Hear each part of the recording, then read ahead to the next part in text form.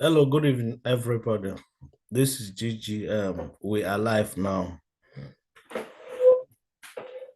Greetings to our people all over the world, both those watching us through our BVI channel, those on Facebook and those on Twitter. I greet all of you. Going forward, we'll be meeting every night to discuss about politics, ideological politics. To me, the Ambassador General of GGM, politics is everything. I said politics is everything. I mean, after God is government. And the way to get to the government is by playing politics. Many of our brothers and sisters will say politics is a dirty game. So many people say, don't go there, don't go there, don't go there. You are good, you are such a good guy. Go just go and face your work. Leave politics for business, for politicians. They are dirty people, brothers and sisters. In that political business, that is where decisions are taken. Decision that will even affect your wife, you being on the bed with your wife. If there is no money, can you be a happy man? Our politics, you decide if there will be money in your pocket. If CBN decides to increase the interest rate above 30%, do you know what it means? What it means is that the cost of fund will also increase. Cost of fund determines the loanable fund. That is ego ị na-akwụ na interest ka iwee borrow ego. Or ihe o mean. Ịgbago na this platform, we are here to ịgbago for ịgụkọwalụ gị those big grammar and jargon ndị nọ na traditional television and radio stations na-use. Ebe anyị ewetu ya to your level because good governance ministry now represents the interest of the ordinary people, the common people, ndị agụrụ akwụkwọ, ndị ejere school, ma ndị je school because anyị na-asụkwu bekee. So tatakwa anyị ga-continue with ihe anyị kwụsịrị na yesterday on etu soludo gọọmenti si ana tax. Anyị ma na tax bụ ụzọ gọọmenti si enweta ego wee na-alụ ọrụ. So anyị bido the discussion yesterday na continue kwa today ka anyị nene ma ego afọ ọ na-etinye na tax ma ọ na-afụ ndị mmadụ ụfụ na-arụ ka ndị mmadụ a na-akwụ the money willingly. Again, today we still have the Labour Party representative. I mean, the voice of the voiceless on the street, in the person of Nkiru, the Mother General, the Utimbu George Mogala. Oh, you want to George Mogala? My dear sister from Lagos, Queen Mado. Ọ nọkwa here with us. Ọ ga na-etitekwa ọnụ wee na-balance ife a na-ekwu. Ọkwa onye GGM ka ọ bụ. Anyị nwekwa another GGM ambassador. Ọnụ na-ekwuru GGM na America, obodo Trump. Ọ nọkwa here with us. Chief Mgbadike ga-anọkwa here na-enyere anyị nwa nọ n'ụlọ aka. Maka obodo nke ọ nọ na ya alụsịgo ya alụ, enwego institutions nwee law and order, nwee everything. Ịghọtago, ọdọkwa ka enwere ogbenye na America. Mgbadike ya agwazi anyị ma nwee poor man na America, mana ihe o ji n'ọrụ hia bụ ka ọ na-ebunye anyị uche ihe na-eme na America. Sorry, wee na-agwa anyị ka ọ ga-esi mee n'ụlọ ebe anyị nọ. So more people as they come forward to join us, I will see introduce them. And those commenting on our YouTube, I will be reading out what they're saying. Those on Facebook, I will still be joining them to this program. Greetings to you, everybody. Nkiru, greet us. Daalụ. Good evening, everybody. Good evening, all the viewers. Ebe ọ bụ na unu anọ na maka na ka anyị ga na-asụ n'ụba anyị maka anyị ga na-epromotu n'asụsụ anyị na sụpịrị sụpịrị bụkwa borrowed language. Ekene m unu good evening, good morning, good afternoon, good night depending on your time zone. Ndị Anambra bụkwanụ nke Anambra bụ nke mụ na gị. Afọ m bụ Nwaada Nkiruka. Anyị rapụzialụ ndị ọjọọ anyị ga-gbaluo ebe imechi ọnụ gị ọnwụ ikwu eziokwu ọnwụ ọ kara mma na ikwubekwa n'eziokwu anyị Chineke kele anyị Chineke Anambra ama nkwe ka Anambra si na the light of the nation Baza na the light of the killing massacre jungle justice wasting blood every day nke ikwo n'ụtụtụ mgbede anụ ọzọ udo dịrị unu ana m voice of the voiceless nye anyị ndị enwero onye na-ekwuru fa ndị a na-emegbu mana gọọmenti pụta ọsị anyị all is well mana all is not well kedu ebe ụmụ ha nọ na-anọchitekwa anya Labour Party Dr. George Nwoghala Ọhamadike ya na nwaanyị chara n'ime etie Ifeoma Okaro ndị na-eteki action ọ bụrụ ikwu daalụkwa. Oh, my dear sister Nkiru, for this your submission,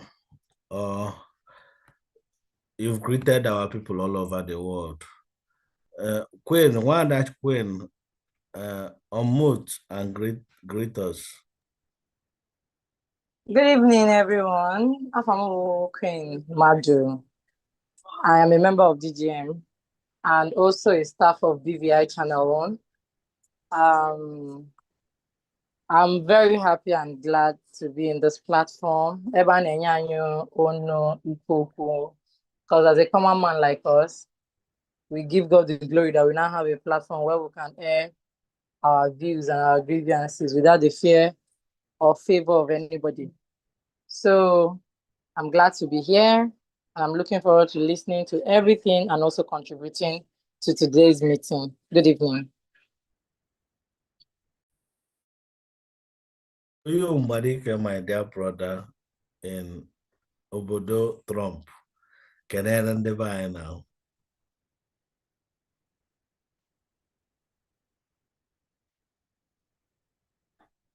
Mbadike, we can't hear your mood.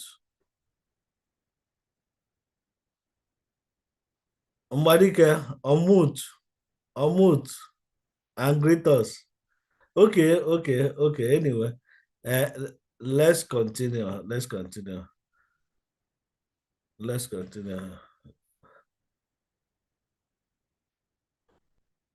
Okay. All right, Nkiru, like I said, we want to continue with our discussion yesterday, being tax or taxation policy or system in Anambra State. Yesterday.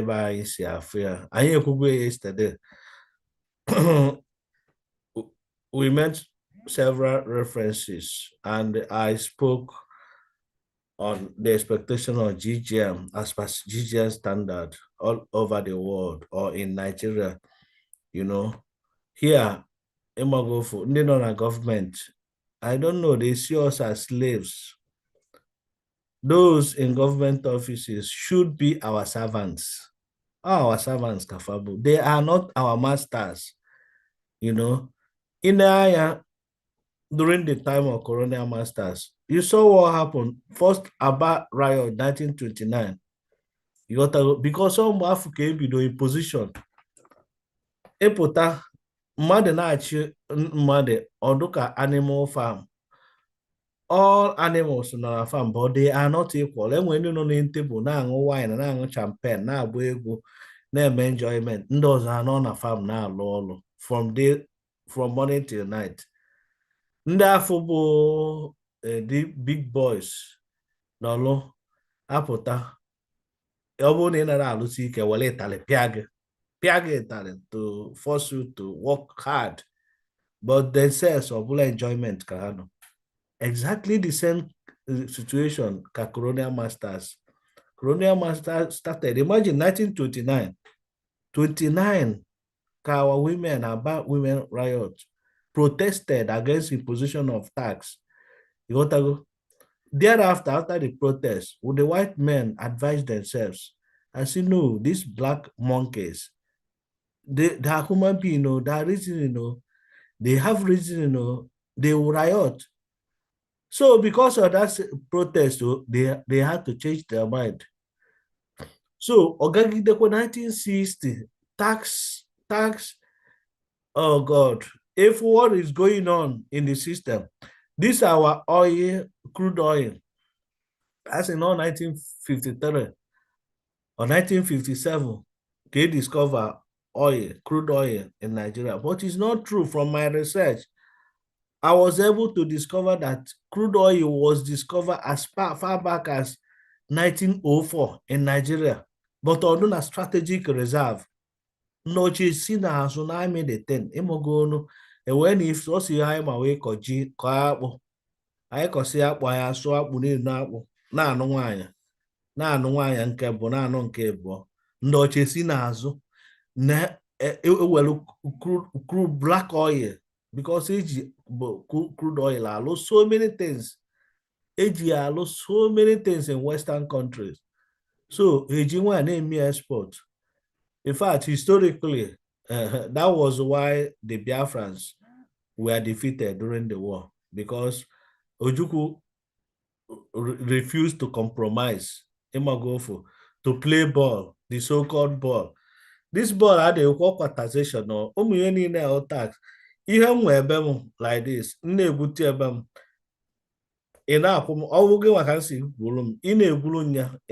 tax. So Luze ka ndị ọcha n'ala, ndị black people from Zik, they occupied that privileged position. Ọkwa ndị servants. So ndị kwesịrị ịbụ servants, anyị mekwa elect because that time is election campaign and it's quite tedious for them to stand campaign to be voted into offices. I will over them. They have to campaign, convince people, tell people what they will do as the servants of the people. That is how democracy started. But soon after, they assume office as the elected representatives. They become lords. Ngara karịa ewere ego gọọmenti a na-alụ ụlọ na-ego ụlọ. The masses anọla at their mercy. Don't for that can they take over the sentence tax continue. But in the present political democratic dispensation, we are thinking that things will change. Now the question on Josebo, Anambra State, how far? Because when an economist is coming, I was thinking that economists will understand what to do. That you have to create economic prosperity first before you impose tax on the people. So, Nkiru, as the people on the street, how do you understand this tax? And what is your opinion towards the application of tax in Anambra State? Thank you.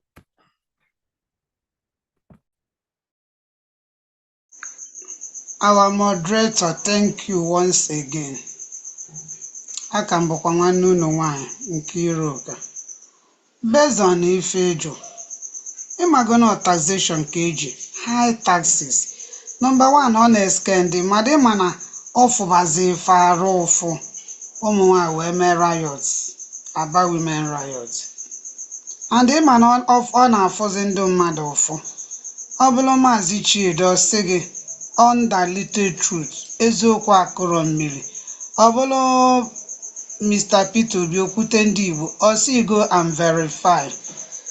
Go and verify. Number one, Odi tax, Odi Otuan and Anambra State. All scare so many investors away. Excuse me. Kedo Tuoge Sebo one Jena. Number one, Ide protect Fanubo. Okabaro, Iko Koakwukwo nni.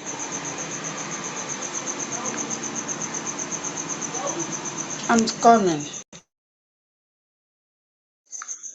Ike ọkabarụ Okay.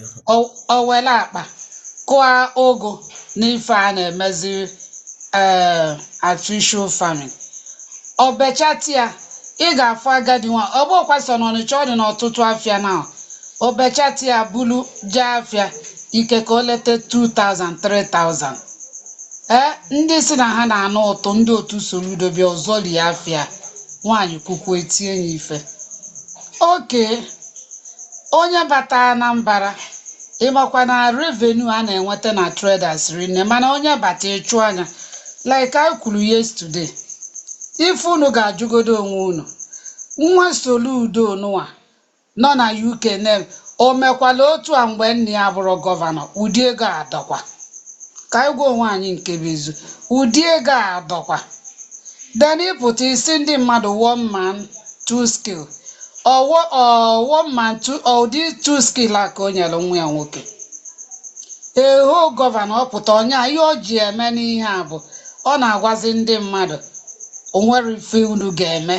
na-agafesigo okay from my distance today ka nchọpụtakwa n'ihe anyị ka na-ekwu ego ọ na-ana ndị ebe a unu amana na ndị 10 tires ya anya ije Asaba Melody n'aja si ihe ị ga-akwụ bụ 3000 naira ịma na Melody n'Ọnịcha 10 tires ya ịkwụwa 7000 naira ịfụkwa the gap and the worst ihe niile a ịma na ịkwụọ 7000 n'ebe a bulu aja gafebe Asaba ndị Asaba ama nnazi gị ego mana ịma Melody na Asaba bulu na ije eme 3000 ka ị gafetezi ebe a mana ịpụta na Headbridge anaghị 3000 ịfụ na Soludo debenya idewe nya very very wicked o nwere ebe isi jebe Ọnịcha ọ dị nso okay now the worst bụ unu pụta n'afịa Ọnịcha unu fụ na Owero shade o si na ọ ga-emela Dubai na ọ ga-adị mana o si anyị na ihe mere ya bụ unu amakwa ive Dubai na unu aghọtara na akwụkwọ Soludo a na-akọwala anyị ihe bụ Dubai bụ na ego akwụkwọ kedu unu akwụkwọ dị in good shape anyị nwe Zik of Africa ọkwa anyị nwe professors na Anambra excuse me before Soludo ka eze ụdị mkpali ọ na-akpali anyị oke ego otu a ndị mmadụ na-akwụbụ 4000 na shop ị na-anazi a 39500 naira ịfụkwa dị imagine ịfụ na ọ dị too much then o mezie ego moto ọlịa onye moto mee ofu loading na park ịkwụa 9000 naira ịpụtakwa na gate ịkwụa ke ka anyị si fụta ife a shuttle bus mee loading na park ọkwụa 3000 n'ofu then every month ịkwụkwa Soludo every week ịkwụkwa Soludo 4000 ịpụtakwa na gate ịkwụa 200 then ịbịa kwụọ taxes ego ndị tout and ịjụ ndị akodo akụba gị emblem ndị moto na-agba na Anambra akala ịjụ ndị akodo akụba gị kụgbuo gị and akụgbuo onwere ihe gọọmenti ga-ekwu ihe bụ na mmadụ a na-achịka bụ kedu ụdị ndị o nwere n'ọlụ nwere onye ọbụla ọsọ na and the worst would have ndị resign na regime ya ibi correct ya na ihe adịrọ mma then you will resign ọmanye dị gị that maka ọ gwago gị na ife niile bụ nyanwa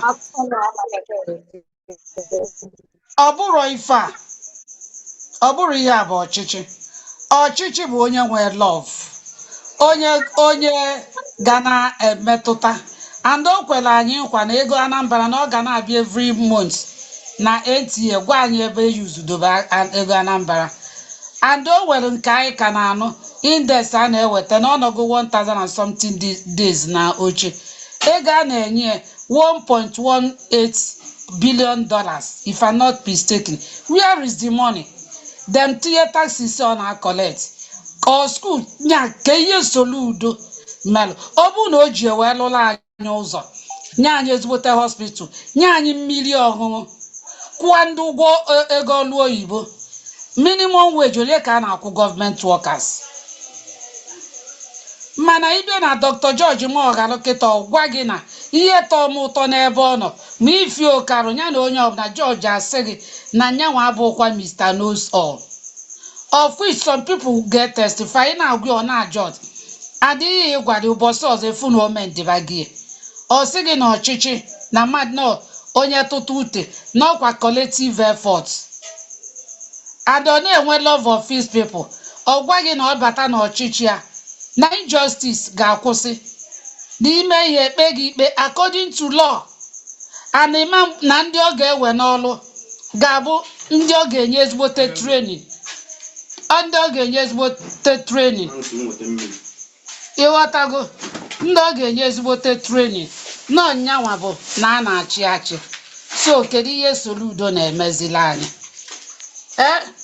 Ihe a na-agba how do you see it? Ọkwa life oke na ọ na ha amaghalị na campaign nya jee kpọpụta ndị ahụ egburu egbu youth agwụgo, ụmụ agbọghọbịa wụso wezo onye na-anụfa oke ije na prison ifu ndị a na-ekpo ọkwa ọlụ gọvanọ ka ọ bụ ọnụ kata oje na correctional center malụ youth na ebe a na-ewest ọ bụrụ training ka before ịta na prison Ọnịcha o wee ndị ọlụ aka o wee ndị babrin nya a na-amụ ọlụ dị iche iche gọọmenti a na-enye aka mana kịta minus ndị ụka gaa ka iflotu ndị mmadụ si anwụ onye nwe ebupụ enie ndị be ha ama mbịakwubulu ọnyanwa bụ gọọmenti ọ na-ejekwa emetụta ndị be anya na-ewesi ụmụ nwaanyị bụ ozi asha oke elekshọn a elu obunyefe egbe obunye ha egbe ndị akoda ka a wee lụọli atout after election o setụrụ gị unu ndị mmadụ enweghị ike na-eme ọ dịrọ mma. Nwana nke iro, I'll get back to you, but thank you for your submission so far. Ka anyị Queen ohere ka o kwuo ka o si ghọta as GGM person ife Gọvanọ Charles Chukwuma Soludo kwesịrị ime na Anambra steeti ọ nara eme and ebe ọ nọ na Lagos nke o yi ebunyekwu n'anyị uche na ka anyị mara na anyị mekwa ya like that na ndị Igbo ya ebido na taba because onye Igbo ka ọ bụ but ọ je Lagos ya na di ịchụta ego na Lagos ọ na Anambra dị mma ma ya eje Lagos na ka ọ graduate from university. Queen, over to you if you're in position to talk, but if you're not, let's continue. Okay, anụrụ m ajụjụ ị jụrụ, and like you said ka ihe Soludo kwesịrị ime na Anambra State anaghị eme, but I want to reference on something before me ewetezie okwu Soludo. Ị mara na tax a na-ekwu maka ya, you understand, in a sane society Odiro is not a bad thing because I'm not put tax now all these Western countries, USA, UK, and the rest of it. But they are seeing the reason how to follow that tax. You cannot just be collecting from people and they are not seeing the reason why you are doing that. I heard that now we're a free medical this in Anambra State, and I don't know how true that is.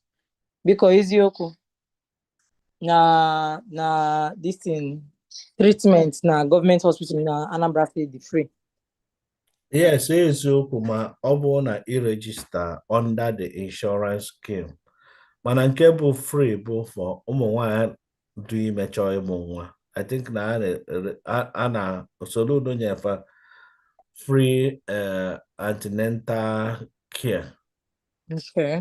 Anasị na mamụ nwa na nso echebe m ịmalụ ma ka o si no eziokwu. Okay. Mana afọ ụmụ nwa na-testify ya. Okay. And apart from free medical this thing for the citizen in Anatas, they deserve road. About free medical, about for everybody. Yes, no, for now, for pregnant women, right? Exactly. For others, insurance scheme, bido under Obiano. Okay. equal 12,000 naira a year. Insurance are covered in a June. Yes. Equal 12,000 naira a year. In one access to that government service, that is insurance are covered for that 1 year period. Yes. But another thing is the quality. What is the quality of medical Quality. services? Thank you. That Because one I cannot guarantee you because cannot guarantee. many people could even more. I don't use that insurance scheme Okay. because you know they are getting inferior drugs. Even And EJ treat malaria, here na ya ga na ya kwago karage mo yeah. EJ private ebe na ejebu. So the reason then is now fraudulent. The tax in the Anambra state is fraudulent because apart from this, aside the medical he supposedly provide for people, I've not seen any world class hospital in Anambra state. Eben now for school, where but as no school lad, this public school now, the standard in Anambra state. Afube Muzo, the standard in Anambra state. I've not seen water supply in Anambra State. Adiramushone or something like that in Anambra State. Because governor of the Peter, my governor, and he has revived water board in Enugu State. Oh, as a governor is working, these are the things people are testifying about it on Facebook. That or revive go water board in Enugu State. Kita now Iga New Heaven. You no longer buy water because Enugu has water challenges. Ebigom Enugu, I'm from Enugu State. Enugu State, I'm Enugu with Inwe Mmiri challenge. Manakita now, ije na places like New Heaven. Water runs directly. The government supplies water, and you get water directly in your house. In Werozi, in Subo, and where is something like that na Anambra State? I don't even want to talk about the security. It is nowhere. And equal security like this, all the extremely unfortunate. Na mad na amansi. Queen, excuse me. Point of correction.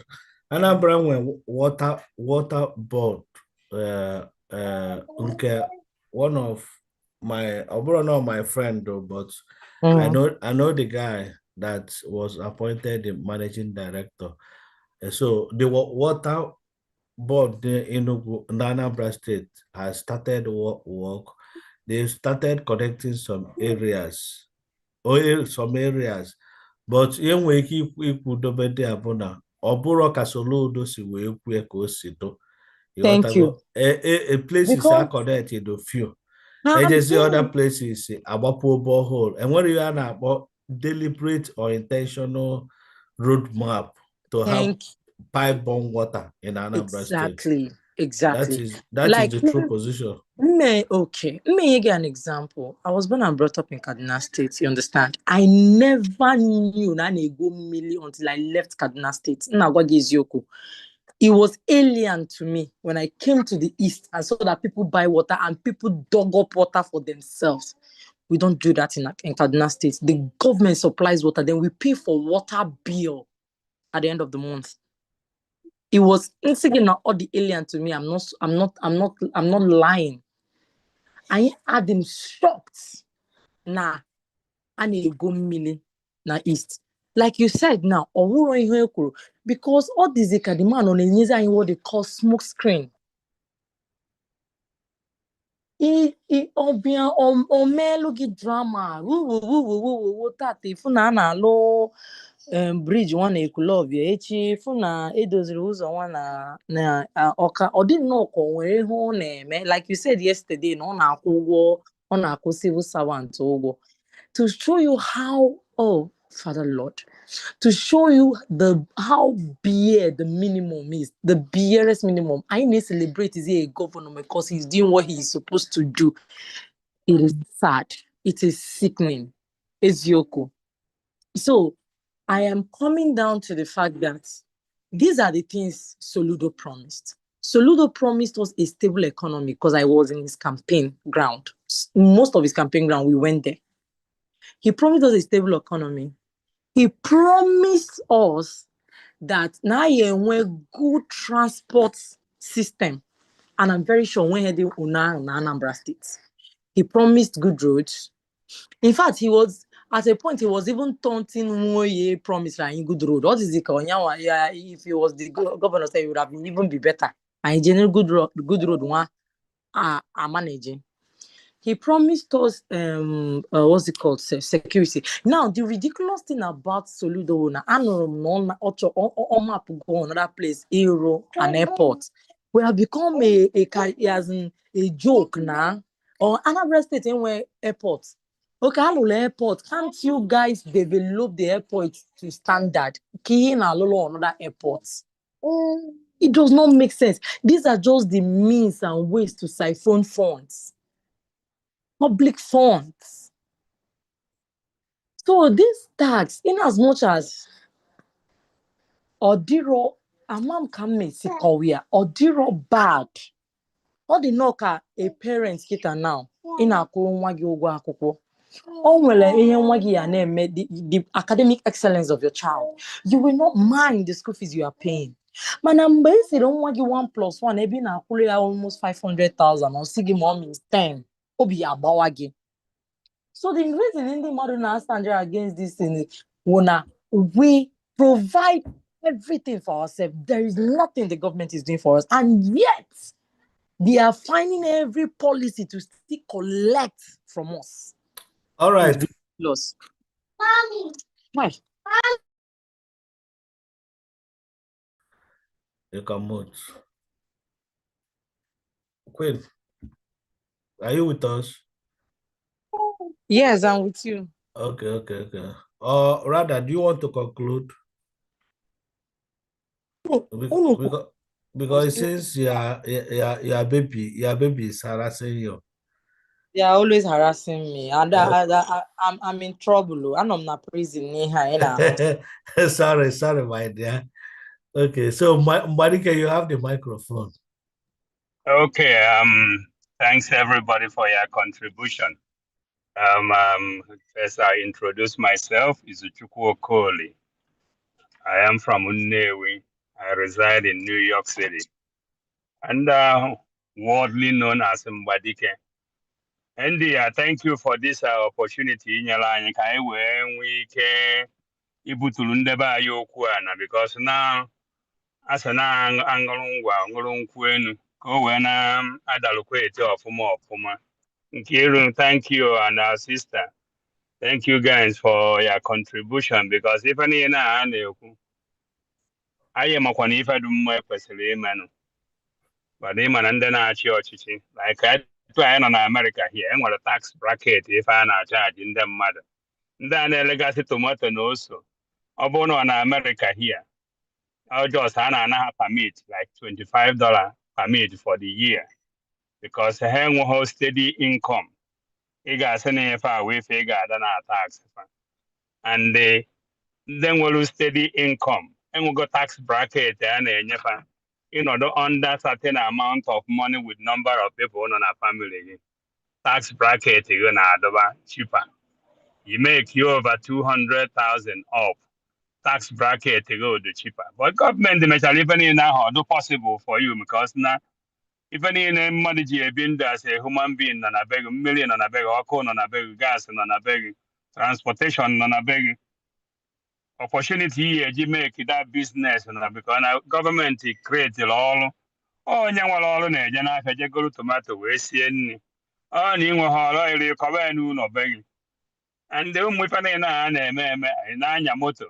Okay, go in the government and I charge you every year to like insurance for motor or bonnie in a commercial. Category insurance in where for commercial each from private. So you wear more than one person they use with the same car. Insurance ago, you had to pay a little bit high because on a high risk. So maybe now if a government was like for instance now, based on my observation now, the only person now implement the Western ideas in a government here so far now, well, All the taxi drivers, keke drivers, they all agree on what they'll be paying to government every year. And you got online, you got warrior, everything well organized, well agreed upon. Over batana park every minute, you quarter tax. Ibata cause a quar, no a quarter, only all for the whole day. But even Anambra State, anything goes because when somebody not the Abra, somebody that was made to be a leader, you know. Someone I'm the one I say no money miss road. So most people can, capitalizing on novels, CBN, something. No, I see it that way. But the job inside the cubicle is different from what you do on the street. When you want to church or have to be man of the people in on a street, if in a street, or if in an email box, where decide what will happen. In I am a politics, like in America today. Trump, he feel like he can use intimidation to intimidate people. That's why for these few months on an office now, he's seeing hell. Because I'm anything on our plan and I got his way. The economy is not that great. Businesses are folding up. So those are the things, a similar thing here in Anambra State. We don't have a governor that can vouch for. If we make 4 years on ago in office, the most of the road all along, when come for our own side in Anka. I can't remember, NDM, one of his, I think he's a press secretary. Onyo Obuko Obu. I saw the road. You see, this is a press secretary. The road, the whole thing. So those are the things I have, like coming in as a more position. I have gone born an inland port for how everything is working. People all with him they testify. And a lot of improvement. Don't have that field on there. I'm not promoting him from because now we see the same place, but it's just that now for you to be a leader, you must be determined to help the people that you are, you're out there to lead. Number one, infrastructure. Anambra is not a place that the governor needs to do much. They're just the basic things again in the Anambra State. Anambra State will be developed by itself. Stronger road in Anambra State was done by individual. And what the government alone has suspend the rainy season every year. I saw the one Chinedu was showing the other day on the outside do You find that all these things are a way to siphon the money. Like in Kiru said, like I come across the money the Southeast governors receive. You find that people now neutralize the money. It's Enugu State and Abia State. The rest have nothing to show for the amount of money they receive. You go to Abia State now, and we got nightlife for there. Nothing like kidnapping, nothing. Everybody is here. Everybody's gatekeeper. But even Anambra State, the security one of the government implementing are the security using to intimidate people. They're talking about kidnapping as on the Yahoo DBS. Not how kidnapping the too much in Anambra State. Then you arrested these people. It looks like when they get arrested, things get worse. So can somebody tell us exactly what is going on in Anambra State? And you find out that it's an autocracy government. You arrested people, you never want to take them to court for them to answer the charges upon them. You hold them hostage. So those are the things I need, and Anambarians need the reform. We know that we need a big change. As I repeat class, we're gonna implement that on Soludo. We have to try somebody else that will be different. After 4 years, if the person is quite good, we have to replace that person till we get somebody that will be there for people of our land. Because now, if any people want to have freedom. It's also because people want to represent are not there for our interests. They're there for their personal interest. They don't care about people no. I ain't want us in nobody wanna struggle no. Too much burden upon us to help our people no. Government is supposed to create employment. Like Kiru said, if you come to prison in this country, there's school not there, training facilities not there. If you go to prison, you want to be useful to yourself. You're not whereby more worker. Because then whatever felony charges here, if you have felony charges here, you come out, you can't get government job again. But in a prison, man, these are the things that will keep you out of, out of trouble on the road. You want to learn basic things that you can establish independently without going through the government. So even in Abanye, especially in Anambra, we need a serious change. And serious change, you go and collect 1,000 or 100,000. Anybody collect this election coming up, that money will not last for you 1 week. You go back to square one. And that square one, Sophie, if Soludo come into power again, will be times 20 what you have in his first 4 tenons. Because the second tenon, he's coming to collect money. That Jagaban, we promote him to be, go for presidency, because that's what all of them is targeted. So, Andy, I will stop here. If there's any contribution, I will come back online and go on mute. But what I'm trying to tell our people, we need to shine our eyes this time. Look at case study of Enugu. Enugu now have their own airline. Abia State is building their own airport. And we have an airport in Anambra State. And the sitting government don't even attract any development within this area that will encourage people. Kahana fly through Anambra Airport. Because everywhere people don't fly through it because no attraction, something there. I suppose you want something like mall. I suppose you want something like hotels. Map up the land over there, issue it to people and tell them what they need to build there to attract people and travel through that Aguilera airport. But it's being the fact that the person we have in power have no plans, he have no ideas. If anyone came and Anambra Gavaniru, on hold. Mbadika, Mbadika, my brother. Thank you. I know blessed for having a person like you. On they don't know Budo Ibo, Nanyala Yakano no.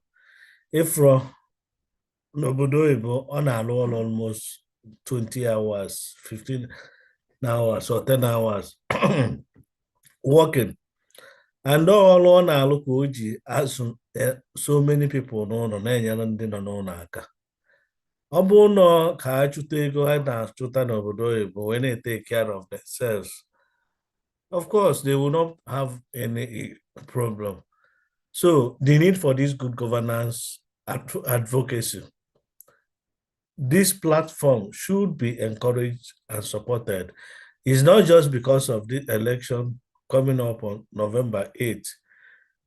This platform will go beyond November 8th. It has come to stay.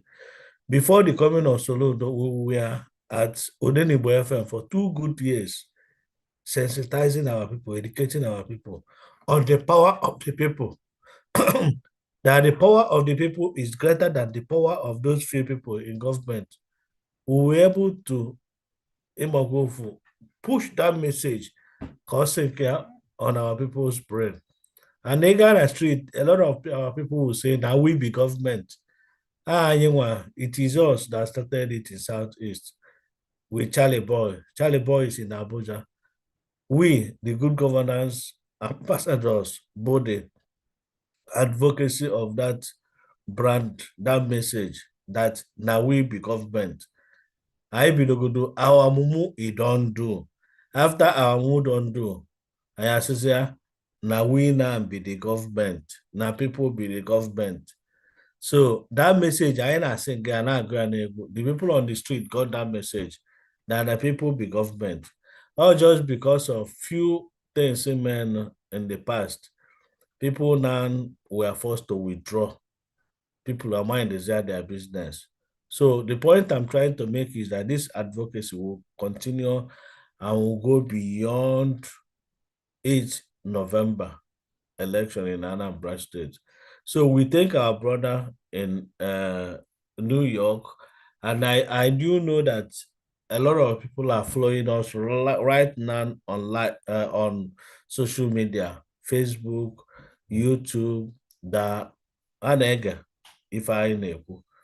So ebe stake anyị nwekarịsị ndị n'obodo oyibo because ha chọkwa ụlọ lụọ ọrụ ha chọkwa ebido implement that good governance policies and programs because etinyewere ndị alụ n'ọrụ our energetic young people chọrọ ịlụ ọrụ who start working and start making money and start living, start buying house, start buying cars, start getting married. Many of our ladies, girls here, another know the all 25 years, no husband. Again, no can fire. How would the husband come in 24th century? Our consumption level has gone up.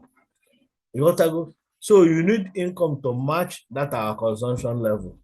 But government is not creating the environment. That is what OT is doing in Abia State. OT said before you impose tax on the people, you have to create economic prosperity. And what is economic prosperity? Ega aba ifu economic prosperity. Mbadi ke gugwe na enwe nightlife na aba. Ka ebe nightlife do na Anambra State. I nwere ike si na Abakaliki Street. So also Abakaliki Street. Minus Abakaliki Street ka ebe ọzọ n'Ọka ahụ. Ilu na Ọnịcha ọ na-akụrụ anyị 7 o'clock onye ọ na-akpụgo na street ya. So somebody, if you have a secured environment, businesses will start coming. Nightlife will come back and people will start making money. So these things are not rocket science.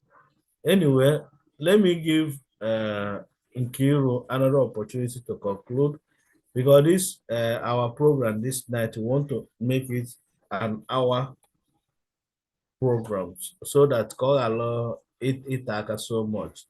We started by 9:30, almost 9:30. It's getting close to 10:30. So Nkiru, have the microphone. Daalụ na ụmụnne m. The only thing anyị na-ekwu bụ nwanne anyị nwoke Mgbadike ekwuchago okwu na Soludo ihe ọ na-eme na Anambra adịrọ mma. Anyị nidila aka ọzọ maka I don't see the reason a governor ndị electrical pass ji aka ha lụọ afịa. Kedu otu mmadụ ga-esi lụcha afịa impose wolu ya appointee were aka gị weta onye ga-abụ chairman? Who does that? Inyero ha ego ha ji lụọ afịa ọ bụrụ ogwere anything he provide if inye okwu ha loan nothing. Ha taba afọ esi na afịa ejugo ka eji congest aka aga ebe ọzọ then mfanwa alụbalụchi wele aka gị na ha na-eje court iwele aka gị nye ha chairman appointee as what? Then ịbịa ma ọda na mmadụ ama mee campaign dị ime afịa mana gị wa na-eje n'ime afịa eme then inye iwu so na iwu bụ na ife ikwu ka a ga-eme onye fụzi ihe ị na-eme adịrọ mma kwuo ịtaki anyị iwepụ ya na deposition. Kedu in fact we need anyị adịgo tired oge wee ike inye statistics ndị egbulegbu ndị akụwusi owero. Kedu otu ndị train ndị a na-egbu ndị mmadụ mana ịpụta oke ndị a gburu ndị mmadụ na main market where are they? Ha ncha niile sweep go fancha under the carpet. Ndị agbalụ ndị kọpụ asịghị nke where are they? Kedu irufa ekpe ikpe wepụta ka ụwa fụlụ election lụọ ọmajebe a. Anyị chọrọ onye nwee mmetụta onye ga na-emetụta grassroots onye na ndị mmadụ kịta ka ọ gbaje Everybody should remember. Onye be anyị bịa imeghe poultry, big farm ebe a na-alụ ihe, onye rụ ya anị, ọkwa na Adamawa ka o ji emeghe, nyanwa gbaje ebe a jee ụbọchị a na-emeghe ya, ọ gbaje ebe ozugbo n'ọnwa afọ Anambra steeti. Kedu ihe mere ị partner with private sectors? Kedu ihe mere nyere onye chana ịmanye ya ka ọ lụọ ihe na gọọmenti adịghị enyecha ọrụ? Another steeti mba ugwu Hausa mmalụ ife dị na ya wee nye onye ebe a ịfụkwa nnukwu ihe ọlụ. Ịma how many youths ọ ga-ewe na ịma ndị ọ ga-eliberate from poverty? Ifele ekweghị isi ebe a jee ebe a na nwa Anambra steeti. Adị highly disappointed. Anyị need ụdị mmadụ a. Ihe anyị need ka anyị change kwa. Onye anyị need kịta bụ Dr. George Morgan ya na Ifeoma Okarụ. Ndị na-egegodu ntị, ndị bụgodo a good listener, ndị nye na ndị mmadụ na-anọ kpaa nkata. Ọ bụrụ a na-ekwu ekwu a na-eme, anyị need ozi prọfesọ. Ihe anyị need ndị abụrụ prọfesọ ka fachitụkwa anyị. Ọ bụrụ prọfesọ bụ all and all. Ọ wụ ike bụ prọfesọ ịba na classroom kụzi ihe. Daalụ.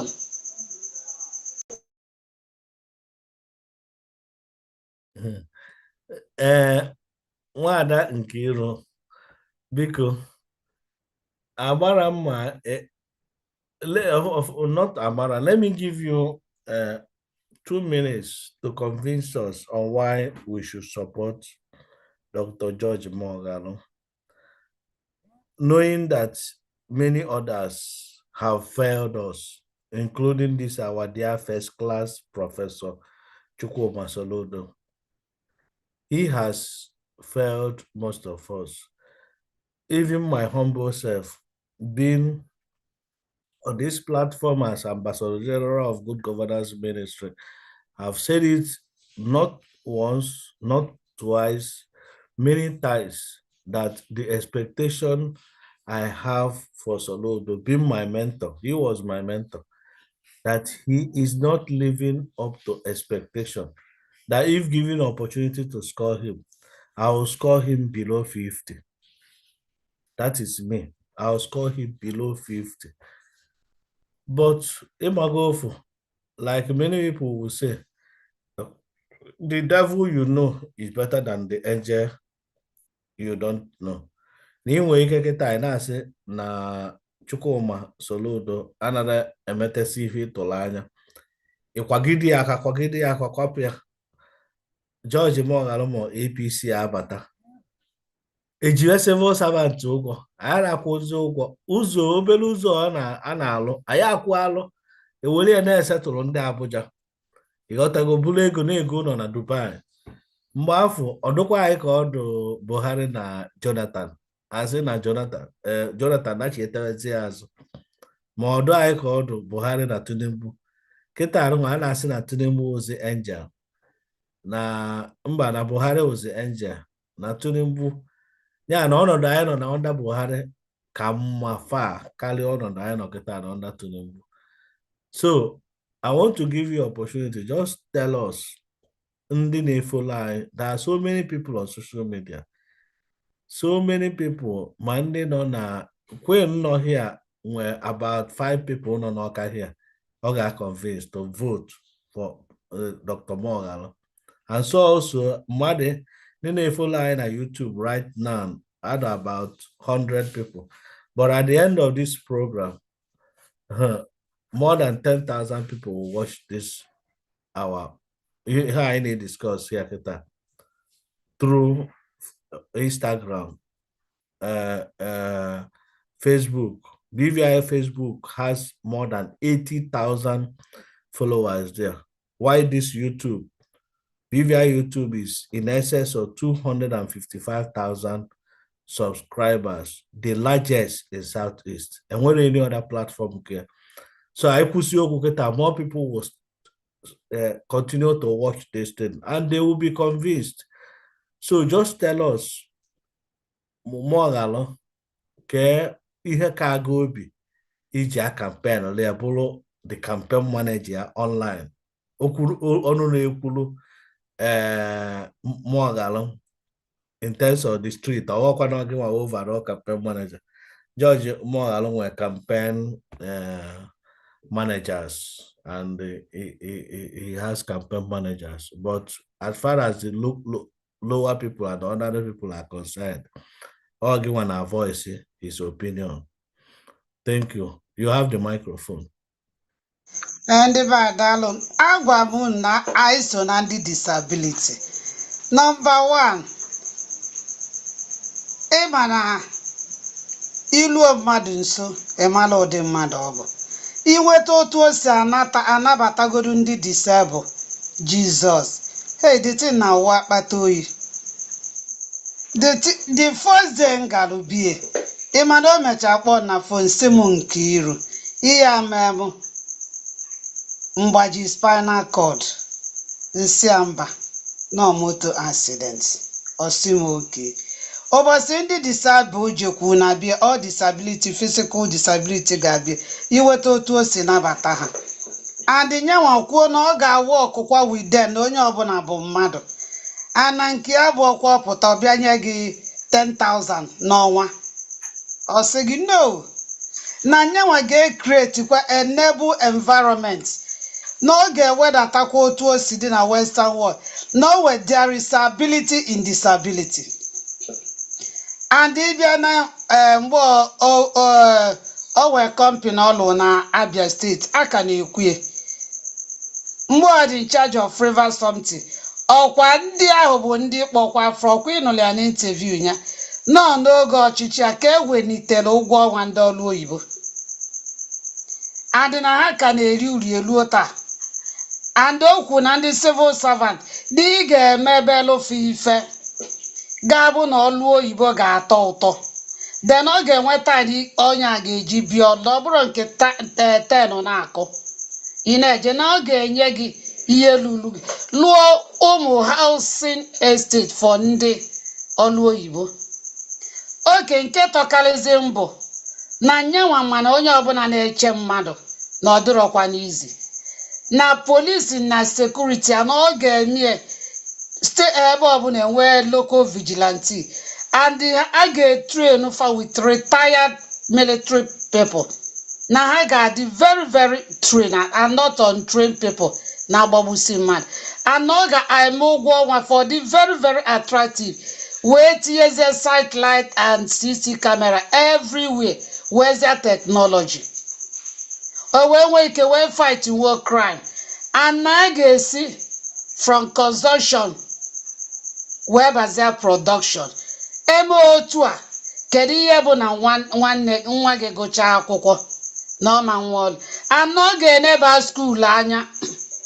Ọ bụrụ ozi oge ọbụla ọ bụrụ copy and paste mama mgbe ọ nọ ndụ si na okeneri 30 state of capital Anambra ka ụba ya onye onye gụtizie sizie anya ma anya practical cha. Anyị wee ndị engineering fagosia na school nyezianụ fife ka ha prove ife ahụ fagocha. And na ọ na-alụ ụzọ na ọ ga-alụ ụzọ dị very very standard. Ọ bụrụ ụzọ a na-alụ o mebiri ụzọ kwesịrị alụ ụzọ ọ n'ebe 5 years enwe ndị road maintenance. He said all those things. Ị ga-nsị unu na the first time ị ga-abịa na o nwere set of people bịa madị nọ ndị ọ na-azụgbu. Ma ndị kpuru isi e witness nke ọzọ bịa ndụmọdụ mụ bịa amụ. Ịghọta ọsị m welụkwa ụwa na otu o si enye buli ya aka. Ọ bụrụ ofu onye ọ bụrụ ịbụ ọ bụrụ Adamu aka ekpe na nka ebe o jibugo odugo public offices and ọ ga-ewe running mate jee na running mate Ifeoma Okaro otu o si manage principal na Anambra State school dị ga na record ihe ọlụ dị dia. O were onye ma ife and God fearing ọ bụrụ fana abụrụ ndị na-ekwu much.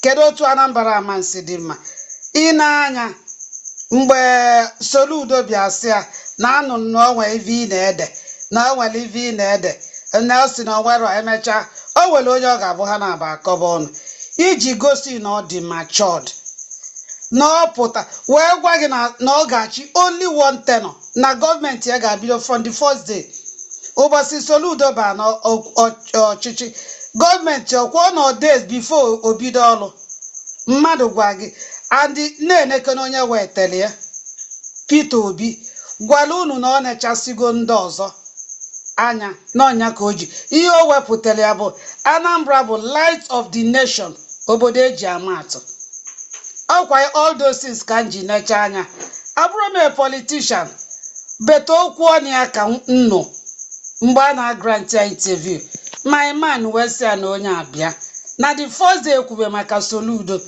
mụnwa okwu ọnụ ya agwago na onye abụrụ ya abịada APC bụ n'ogo area senta ndị senta kedu obodo APC na-achị nwere udo unu afụgo crisis APC na-enwe kịta na ndị lawmaker abịara ebe a na-emere inauguration n'ọka ọkwa unu fụrụ ya na ha si na Tinubu emego Soludo endorse so na ifren ọkụ unu maazị na Soludo na APGA bụkwa APC ndị APC ji ọnụ ha kwuye they will not come they are not happy maka na Tinubu emego Soludo endorse quick breeze na Soludo bụ APGA in the morning APC in the night.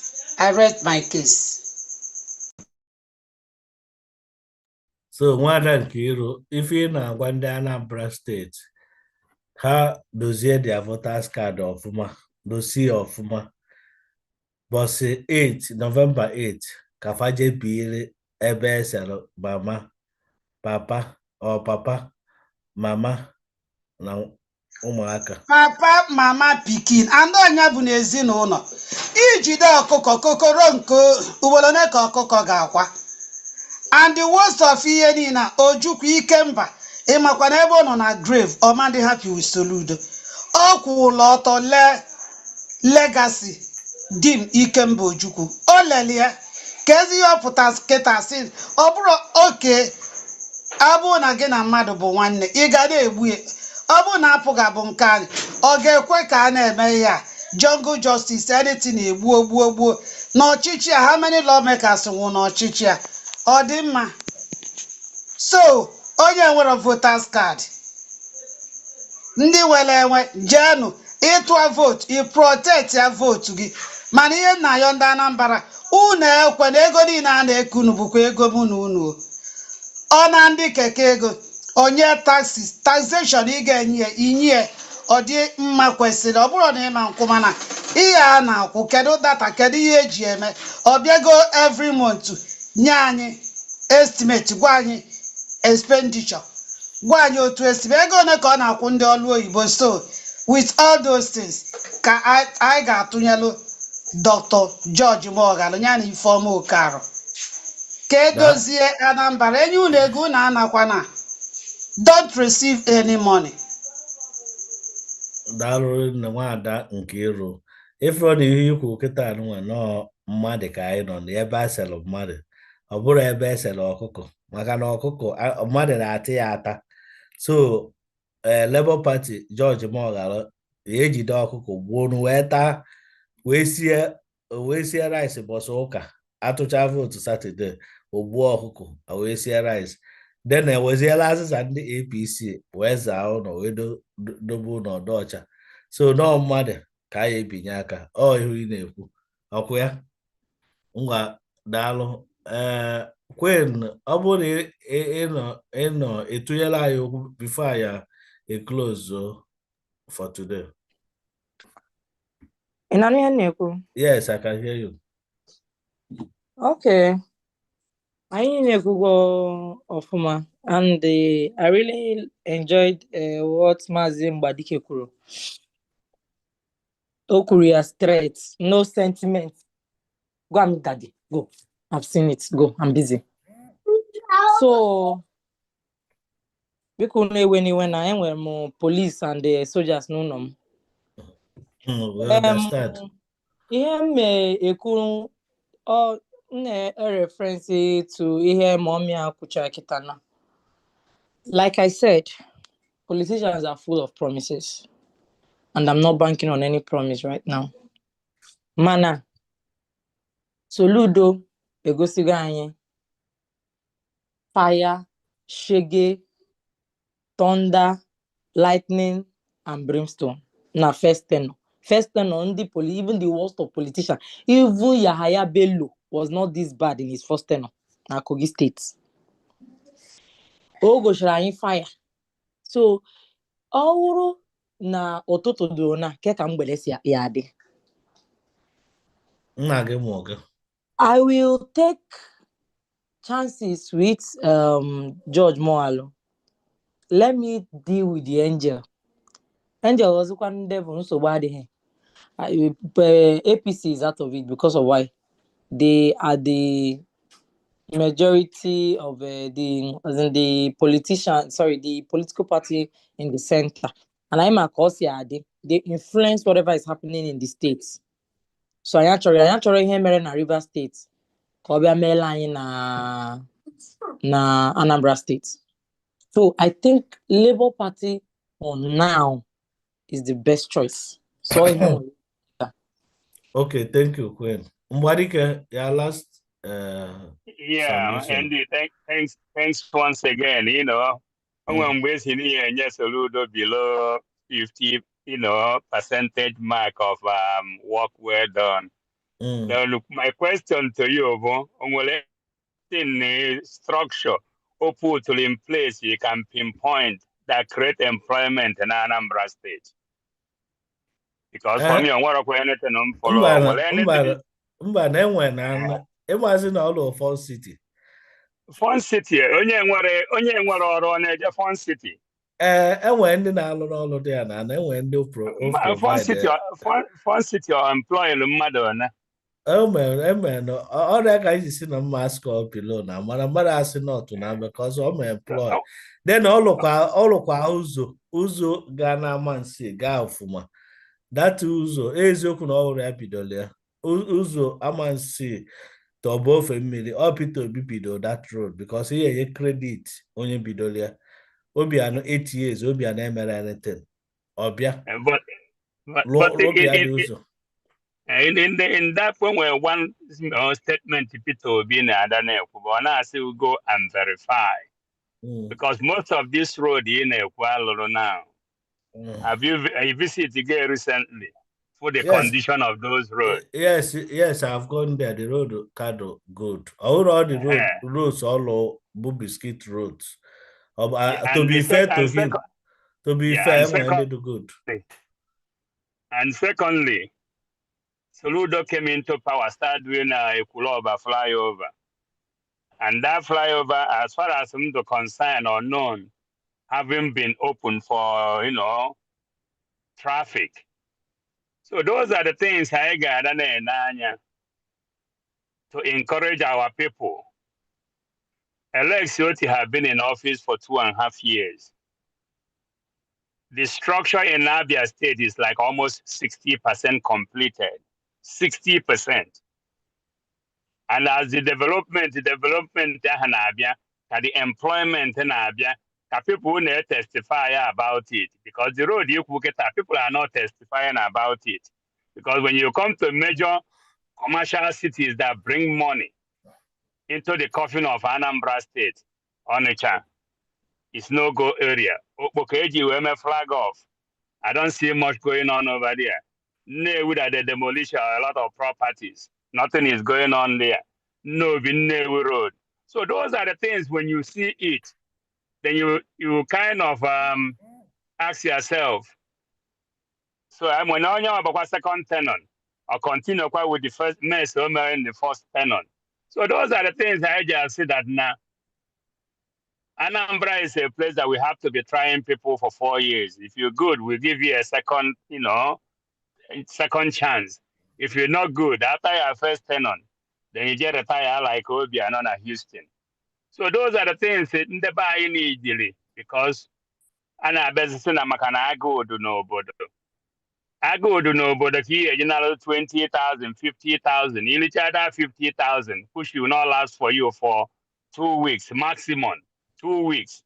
50,000 and your problem will triple what you've been seeing in the past 4 years because when I have nothing to lose.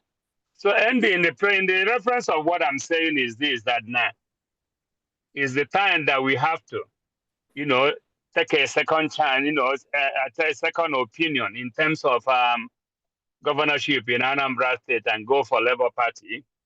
And secondly, all the security apparatus in Anambra State are not giving anybody any hope. So could you imagine it all in at the second tenant? Like I know taxes. No, but I know when you set up a business for the first 5 years, you want a tax leniency. After 5 years and your business is not making any money, you close it down. If you don't close it down and start filing losses, government will come in and audit you for the past 3 years. Because if their business is not growing, it's supposed to shut it down. Since you didn't shut it down after 5 years, it means that the company is making money.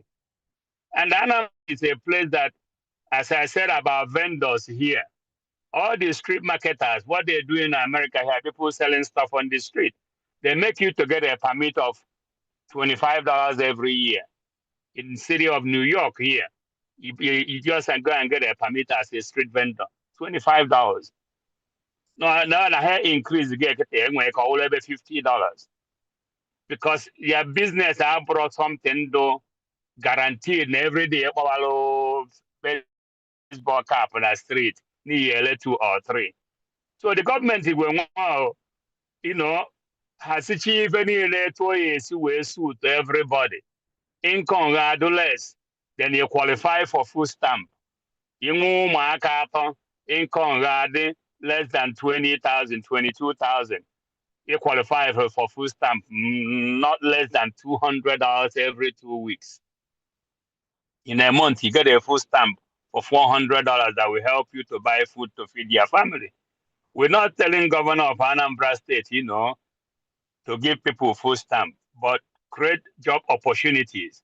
Market in Anambra State, factories in Anambra State. Government can, can buy some stuff from them that will help them to create more employment. In Anambra State. How many cars care for governor except in Kornanya? Apart from Besoludo Golia. These are the problem employment and a grow in Abani. Mbaha put in how many electric cars? I think like about 200. Abia State have done the same thing. But the funny thing, problem I ain't about and how compensate all the indigenous companies in their own state or their own region to create more employment. Even in America here, all the government, institutions are using American cars, Ford or GM. Then other companies, it was a few higher compensate because it's not an indigenous company. But even they want to go and buy from foreign companies so that they can steal the money that they can use to develop their region. So these are the things I need to really look into. Like I was listening to an interview with Morgan, how they convince a lot of people, bringing their containers into the port of Onitsha. Could you imagine what he will do if he becomes a governor? I think it's going to be a big miracle in Anambra State. So that's why for me, I'm campaigning for him to see if he can take that office of governor of Anambra State. Andy, I'll stop here. See you next time. Thank you. So much, Mbadike, for your contribution. In fact, you bring us something to talk about. It's not like the reason why I've given Soludo below 15% or max is not that I'm saying it's good to go. No, like I said, he didn't meet my expectation. My expectation is obvious. Business or governance is not a rocket science. Governance is there to organize factors of production. Just understand it that way. Factors of production. In economic ecosystem, and where household, where business unit, where household, where business unit, then where government. So this ecosystem, government is the highest spender in any economy. Without government, and what do you know? So, but I want to be here, I were a professor na economist bụ onye nkụzi m kwesịrị ịma better than me, kwesịrị ịma better than me, that ọ bụrụ ịlụọ ụzọ I always feel so bad when I see some of these governors. Alụọ eje na-akọt tape ceremony ndị Igbo abịasị adịa na a na-achị commission road. Hey, I know backwards. In fact, the fact know a professor named like this, I've lost interest and hope with our educated class. If there's an asset na mmadụ gụrụ akwụkwọ kịta, ọ dey make sense to me. Because scale over na ịgụ akwụkwọ, there all the textbooks in there, there all the articles in there, and you take power, go and implement that thing. Ibia. Now, ụzọ nna agwakwa gị ọlụ political roads, and I'm saying all of Fun City. It's just to make mockery of him. Fun City abụrụ ihe a governor ya alụ in the ebe economy no instead of deodorant. Yeah, people are running into depression every day. People are just collapsing. You wake from mad on organization or that like this. My son na go school na private school. That the private school and then among Ugoma for textbooks. Oka primary school, I went there and 80,000 naira for akwụkwọ. When see the school, okay, no problem. It's me. I'm trouble on wherever here. I'm not saying I will not pay, but give me the breakdown of this 80,000 I will be paying for my son in primary school, primary 6. I said no problem. If I come to the school, they will give me. Mbiana school, Sifa, okay, I want to see the list. I said no, they don't do it that way. They don't actually give the price of per book. Hey, nah. Meanwhile, Soludo announced, the commissioner announced that schools, private schools, na aban go the sale of second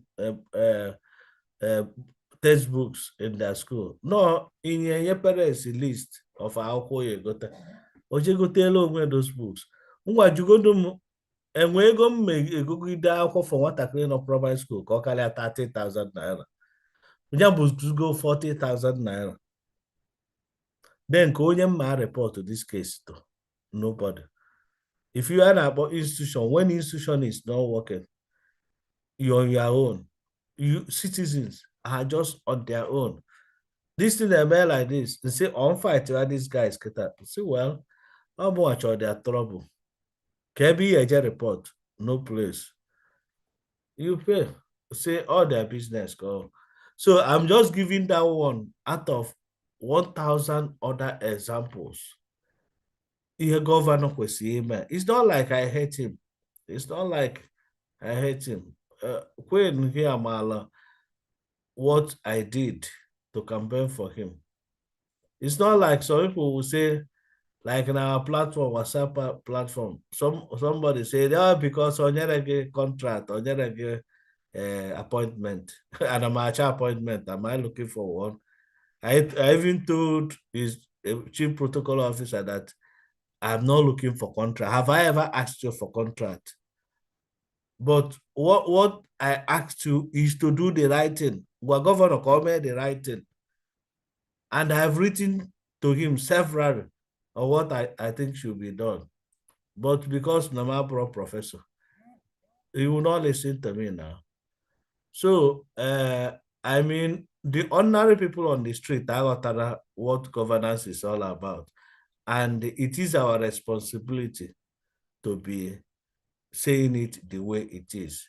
And now that we are lucky that we have diasporas, ambassadors all over the world, every now and then they will be coming to inform us or remind us that this is what the government should do. And this is what government is doing presently where they are. And that is why they're enjoying it. So to that extent, people will know that we are in a hellfire here.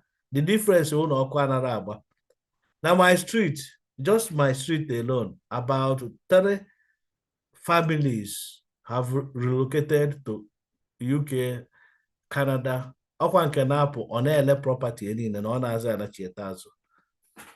No, because they have lost interest, not just because of federal government, but because of policy of the state level.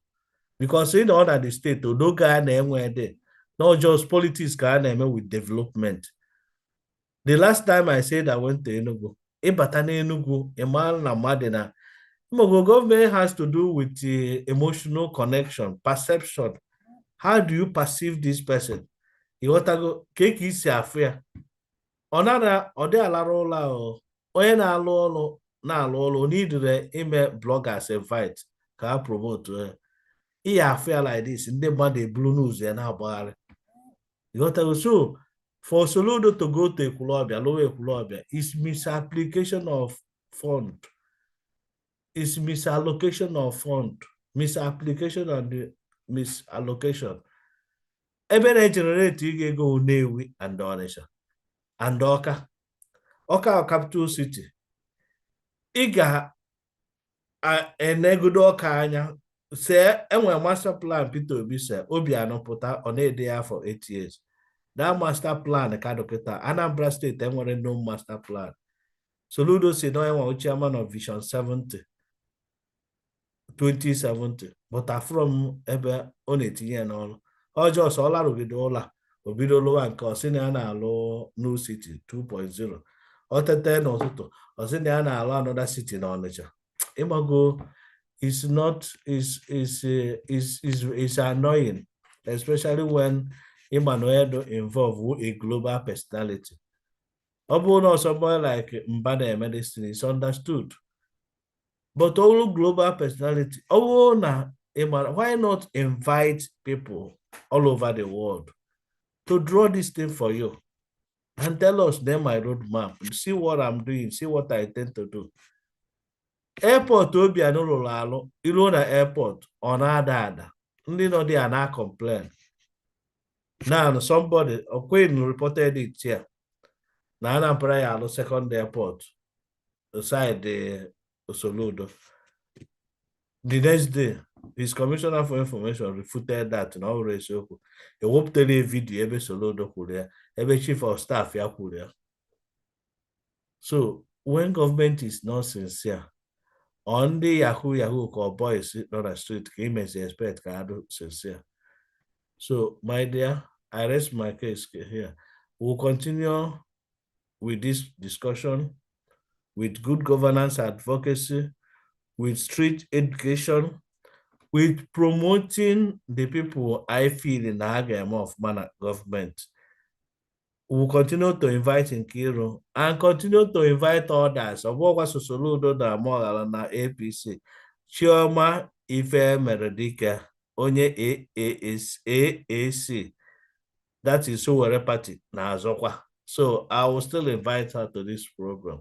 Kobia Kowal and Anambra Ife Oge Moko Nwanya and on a Messi Hika. Igotago so ana mekene unu nchani for having such time, depriving yourself of other comforts and other things, you order so many things, you name your time occupied to be here for the sole reason, public interest. Because if not for public interest, you will not be here. Thank you, and I want to say good night to every one of you. Nkiru, are you still there? Good night. Okay, Queen, bye-bye. All right, bye-bye. Bye-bye. See you people tomorrow. I have Nigeria voters card on November 8th. Itiaka papa mama pikin. Ị ga-abịa to vote. Onye to protect ya vote ye. Unu ekwekwa na ọkwa ego unu ka a na-eke. Second ten ọkịta bụ mma. Ị nọ n'ọnụ ụzọ gị pụta na-egbu nke a ka bụ akodo. And akodo akalaga ọnụ. Otimkpu George. Anyị ejebe go.